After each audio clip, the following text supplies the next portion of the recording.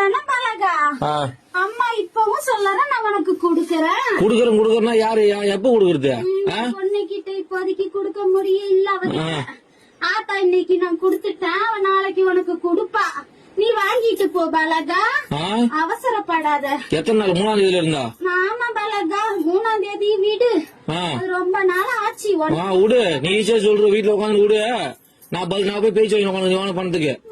நீ ஏன் பதில் சொல்ற? அம்மா நான் சொல்றேன். சொல்ல பதில். என் பொண்ணுக்கு ஆத்தா நான் குடுத்துட்டேன். என் பொண்ணு கையெல்லாம் உன் கைக்கு வந்ததுக்கு அப்புறம் கொடுக்க வேண்டிய இடத்துல குடுத்துக்க பலகா. எப்ப வரும்? என் பொண்ணு கையில இருந்து பணம் எப்ப நீ வாங்குறியா அப்ப உன் கைக்கு வந்து சேரும். இது பேர் பதிலா? ஆத்தா நான் சொல்றது அதுதானம்மா.